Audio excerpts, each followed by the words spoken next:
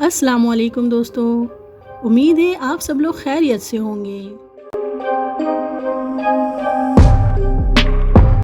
دوستوں، یہ دنیا جب سے وجود میں آئی اس وقت سے لے کر اب تک نامعلوم کتنی ہی مخلوقات پیدا ہوئیں اور وقت کے ساتھ ساتھ ان کی نسلیں فنا بھی ہو گئیں، اور آج زمین میں ان کا نام و نشان تک باقی نہیں۔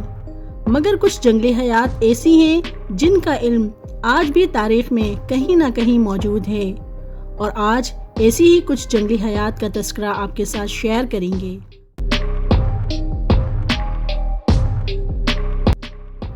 دوستوں، در حقیقت جنگلی حیات کے تحفظ کے لیے کام کرنے والی غیر سرکاری تنظیم WWF یعنی world wildlife fund for nature کے مطابق ہر سال تقریباً 10,000 انواع ہمیشہ کے لیے ختم ہو جاتی ہیں، مگر WWF کا کہنا ہے کہ حقیقی تعداد حتمی طور پر معلوم نہیں کی جا سکتی، کیونکہ ہمیں اب تک یہی معلوم نہیں کہ دنیا بھر میں کتنی انواع پائی جاتی ہیں۔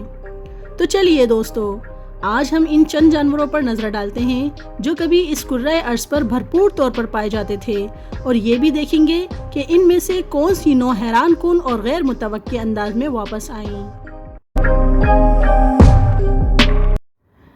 زنجیبر ریڈ کولپس معدوم یعنی ختم ہو جانے والے مس ورلڈ ریڈ کولپس کا قریب ترین رشتہ دار ہے۔ حال ہی میں ختم ہو جانے والے اس درمیانے سائز اور سرخ بالوں والے بندر کو 2000 کی دہائی کے اوائل سے ختم تصور کیا جاتا ہے۔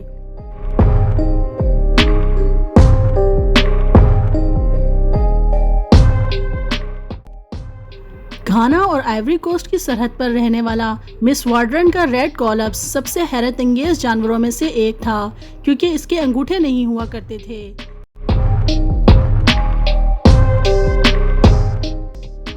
بڑے گروہوں کی صورت میں اونچے درختوں کے اوپر حصوں میں رہنے والا یہ نرم مزاج جانور انسانوں کی جانب سے جنگلات کی کٹائی کے سبب اپنا طرز زندگی تبدیل کرنے پر مجبور ہوا۔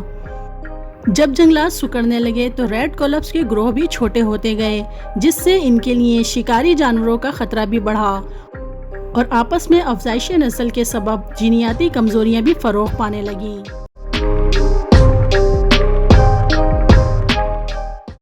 یانگزی ریور ڈالفن بیجی کہلانے والے چین کے یانگزی ریور ڈالفن دنیا کے قدیم ترین ممالیہ جانوروں میں سے ایک تصور کی جاتی تھی۔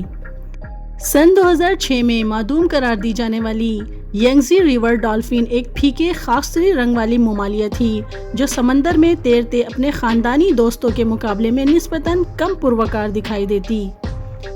اس کے سادہ جسم کے نیچے انتہائی ارتقاء یافتہ ایکو لوکیشن سسٹم موجود تھا، جو کہ دیگر ڈالفنز کے مقابلے میں کہیں زیادہ برتر تھا۔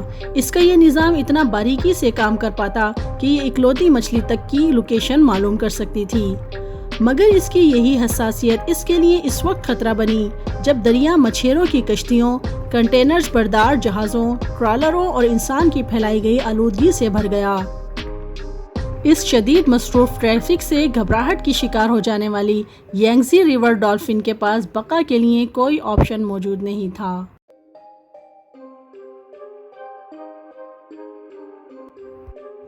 کیریبین مونک سیل اس دریائی بچھڑے جیسے دیگر بچھڑے کیریبین میں رہا کرتے تھے۔ خطہ کیریبین کا یہ مقامی دریائی بچھڑا کسی زمانے میں وسطی امریکہ کے مشرقی کنارے، جنوبی امریکہ کے شمالی ساحلوں اور خلیج میکسیکو میں پایا جاتا تھا، مگر ان کی چربی میں پائے جانے والے تیل کے حصول کے لیے ان کا بے رحمانہ انداز میں شکار کیا گیا، جبکہ ان کی غذا بننے والی مچھلیوں کا بے تحاشا شکار کی وجہ سے بچ جانے والی دریائی بچھڑوں کے لیے خوراک کی کمی ہو گئی۔ انہیں آخری مرتبہ 1952 میں جمیکا اور نکارگوا کے درمیان سارینیلا کے کنارے کے قریب دیکھا گیا تھا۔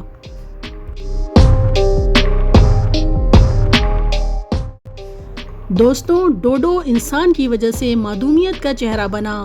سب سے مشہور مگر معدوم پرندہ ہونا شاید ایک عجیب سا اعزاز ہو، مگر ڈائناسورز کے علاوہ ڈوڈو ایک طویل عرصے سے معدوم ہو چکی اب ایسی نسل ہے جسے سبھی جانتے ہیں۔ کارٹون کردار ڈیفی ڈک جیسے دکھائی دینے والا یہ پرندہ کسی زمانے میں جزیرہ ماریشیس پر رہا کرتا۔ اڑ نہ سکنے والے اس پرندے کے فطرت میں کوئی شکاری نہیں پائے جاتے تھے۔ جب انسان موریشیس تک پہنچے تو اپنے ساتھ دیگر جانور اور گوشت کے لیے اپنی بھوک بھی اپنے ہمراہ لے کر آئے۔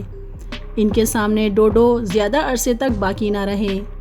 آخری ڈوڈو 18ویں صدی کے اوائل میں ہلاک ہوا تھا۔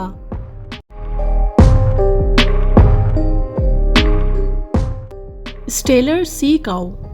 دوستو، سن 1741 میں جب جارج اسٹیلر کشتی ڈوبنے کے سبب جزیرہ بیرنگ میں پھنس گئے تو انہوں نے اس حیران کن جانور کو معدوم ہونے سے قبل دیکھا تھا۔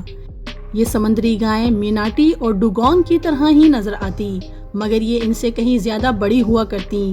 اسٹیلر کی سمندری گائے کا سائز 9 میٹر تک بھی ہو سکتا تھا۔ اس کی شاندار وضاحت، کھال اور قیمتی چربی کی وجہ سے یہ شکاریوں کا ہدف بنا رہا۔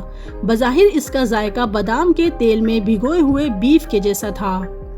مانا جاتا ہے کہ ان کا خاتمہ شکار اور ان کے غذائی ماحول میں تبدیلیوں کی وجہ سے ڈوڈو کے معدوم ہونے کے کچھ ہی عرصے کے بعد ہوا۔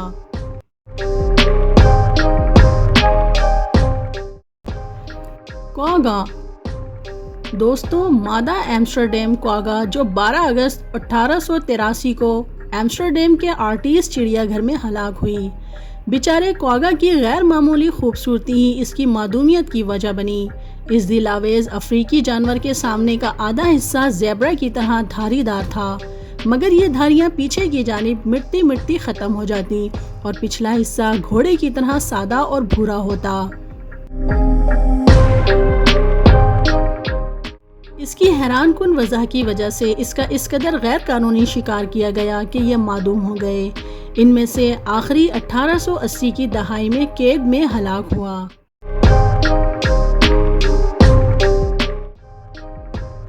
آئرش ایلک۔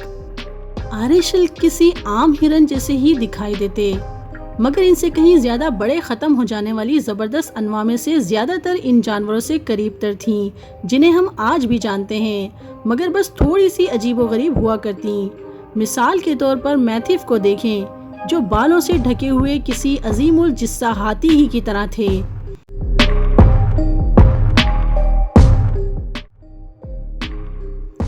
اسی طرح آئرش ایلک یا آئرش ہرن آج موجودہ ہرن جیسا ہی دکھائی دیتا ہے۔ فرق صرف اتنا ہے کہ یہ 2 میٹر تک بلند ہو سکتے، جبکہ ان کے سینگوں کا پھیلاؤ 3.65 میٹر تک ہوتا۔ ان کا خاتمہ تقریباً 7700 سال پہلے ہوا اور ممکنہ طور پر اس کی وجہ شکار اور تبدیل ہوتا ہوا موسم بنا۔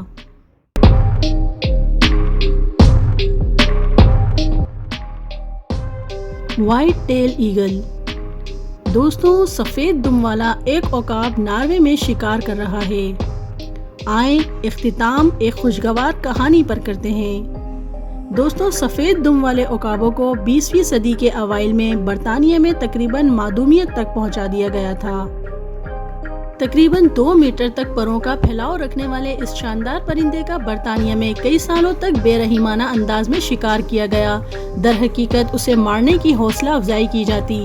جب تک پرندوں کا قتل غیر قانونی قرار پایا، تب تک معدومیت کو روکنے کے لیے بہت دیر ہو چکی تھی، مگر خوش قسمتی سے سفید دم والے عقاب یورپ میں دیگر جگہوں پر بستے تھے اور انہیں برطانیہ میں دوبارہ متعارف کروانا ممکن ہو سکا۔